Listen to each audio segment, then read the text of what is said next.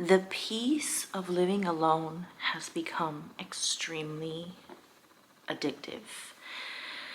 I don't know if I can say the word addictive and have that be fair, because an addiction sounds like it's a bad thing, like something that you don't have control over. But I guess I should say that it has become dangerous to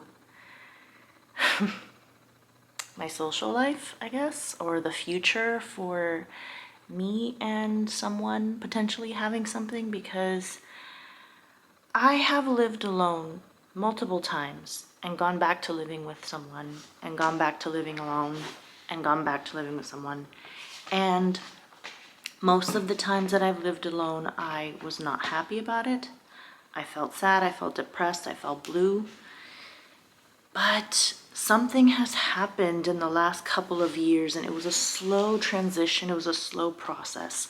There were moments where I felt lonely, and there were moments where I really, really wanted just like to have a guest over, or I wanted a boyfriend or someone to come over. I've just been invited to go have dinner with my boyfriend, so I'm gonna take a shower now and probably go join him. But like yesterday, it got a little too late because I am working this week and I wake up very early. So, he invited me, but it was kind of late because his children are visiting from where they live with their mom. And I just figured I'd let him have some time alone with his kids as well. I appreciate the invite, but I just couldn't make it that late. But today I got home and I didn't eat lunch because we've been working half days and they're very, very busy, but there's no time to stop for lunch. So I got home, I had my lunch. And this is our form of like kind of Christmas break. We get Christmas Day off and we work half the week. But I had a little bit of wine with my lunch and I started getting sleepy like wine normally does to me. And I just started falling asleep and I took a little nap and I woke up and I saw the text and I'm gonna jump in the shower and get dressed and go meet him for dinner. But it is so peaceful and relaxing to be able to take a nap in my house and it's quiet and I'm not in any rush and this was my choice to like say, hey, okay, I'm gonna join you, because I can say no. Like, there's no obligation. Am I seeing him? Yes. Would it be not nice? Yeah, but I do have the right to say, thank you for the invitation, but I'm just not feeling up to it. We have that level of comfort with our relationship. If he was going to come over here and visit me, but something comes up, there's like a level of understanding there. But that's not what I wanted to get on here to talk about, about my relationship. That's not what it is at all. It's all about the level of peace that I'm experiencing. It is unparalleled like anything else. And I know this is the same thing that I've been talking about a lot on this page, but I see women all over social media. Some are married, some are cohabitating, living together with their boyfriends, some are engaged, but there's a lot of single women, and there's so much emphasis on, when am I going to find my person? And I guess maybe I don't feel that desperation because I do have a person in my life, but I can't sit here and tell you with 100% certainty that I know where it's going to lead. And I can't sit here and tell you that I feel a sense of like wasting my time or disappointment because, he's not telling me where it's going to lead. We both have become very just go with the flow. He always was that way, but I wasn't. And I was very, I'm not going to waste my time if this isn't going to end in like cohabitation, marriage, yada, yada. But now, ever since I chose to just let that go and just go with the flow and value what I have in my life without him, for example. Like, it's not to say that I don't value having him in my life, but if it is just me, is that enough? And I took a good, long, hard look at my life and myself, and I came to the realization that yes, it is enough. I am enough. My job, my house, like I feel like a whole person. And I feel like healthy relationships cannot happen unless both people feel like they are whole. If they are coming to a relationship or coming towards someone with the intent of wanting to be with them because they see something in them that they lack themselves, that they want to have, that is a problem. And in my last video, I mentioned that sometimes I feel like we don't even realize that we're attracted to people who tend to have or possess something that we want for ourselves or that we have, but it's like the full potential hasn't been revealed yet.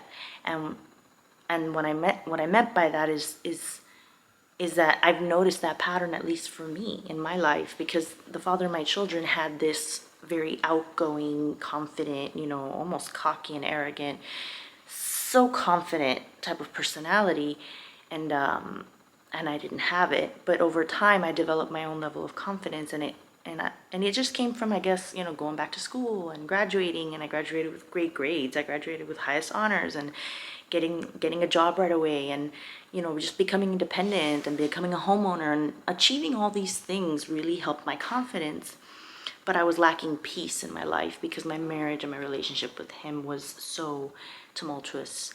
And then when I was on my own, I was very alone, and I was missing just companionship and having someone there.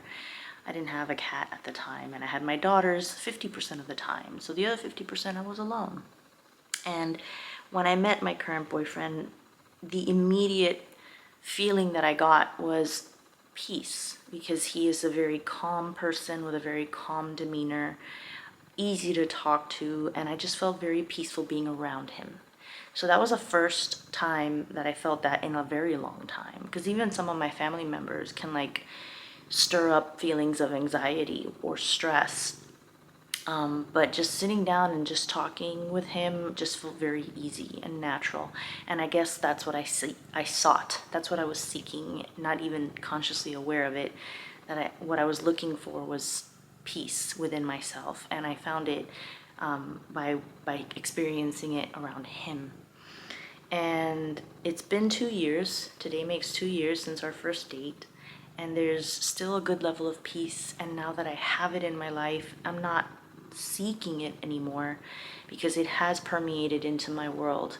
And this made me realize that in the end, no matter what happens or what has happened, even if a past lover, boyfriend, husband, partner was abusive or yelled at you, whatever they put you through, believe it or not, you almost need to be thankful for your life experiences, even when they're difficult and negative, because they bring you to where you are now.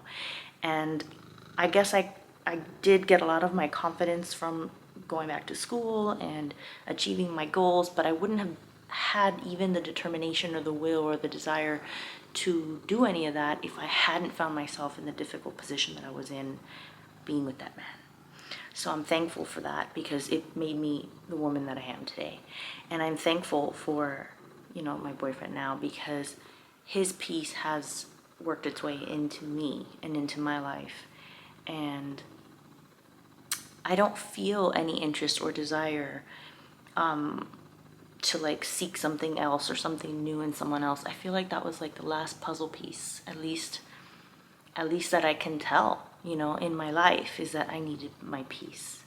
I have my independence, I have my sense of stability and security, and I have peace. And so I guess the one strange thing that is happening to me now is that I'm learning that I have a phobia of drunk people.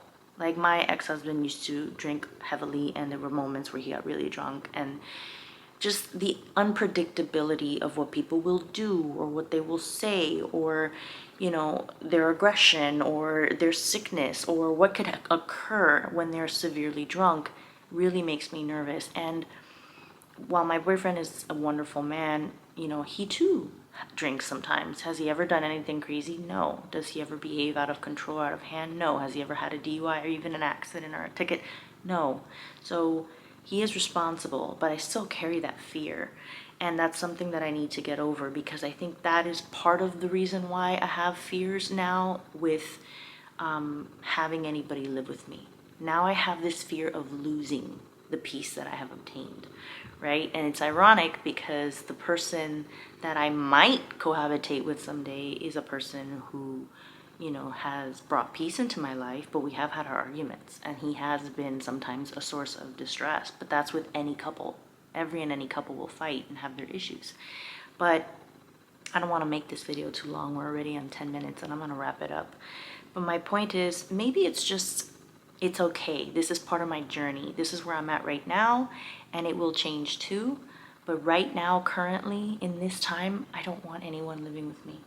I don't want anyone living with me. I mean, even this little guy, I was trying to take a nap and I heard him in the hallway meowing. But I have him pretty trained, and all I have to do is say, no, no, and he will be quiet. And he stopped meowing, and he went to his little bed, and he just like waited for me to get up from my nap. But you can't do that to a boyfriend. Like, no, be quiet, I'm sleeping, you know?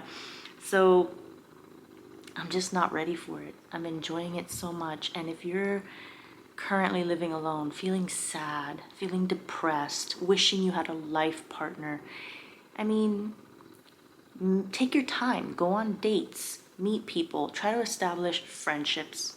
Don't go out with the intention of like, I want to find my boyfriend, I want to find my husband, I want to find my partner. Because that's probably why dating apps and dating in general doesn't work out for a lot of people, because there's almost like this desperation that comes off of them because they're way too eager. And it's like, just meet people to be friends and see what happens. You know, when I met on our first date, the guy that I'm seeing now, I remember telling him, listen, I don't kiss on the first date, so I don't know what you're expecting. Because I had a lot of bad first date experiences of men trying to like slobber all over me on the first date, and I'm like not feeling it. And he's like, I don't know what you're expecting, but the only thing that I'm hoping is that we'll just have fun. And I'm like, okay. And we had a great time, and we had fun, and you know, our relationship is very friend-based, which is a good thing. That means that we get along, we're able to talk, we feel like friends, and then from there, you know, everything else developed. Of course, there was attraction. If there's no attraction, it just stays at the friend zone, but which has happened a lot as well, and that's unfortunate. But immediately like trying to like shove your tongue down my throat, that's not something that I'm into. So I'm feeling very defensive now and protective with my space and my peace. And if anybody wants to immediately try to like march in here and like bring their suitcases and their stuff and get comfortable, it just kind of scares me right now. And I'm not in that place yet, but maybe one day I will be. So if you're not happy living in your own place, analyze, take a look around, maybe rearrange your furniture, do something, but learn to love your time with yourself, because it is invaluable. I will see you guys in the next one. I'm gonna cut this video off. We're at 13 minutes.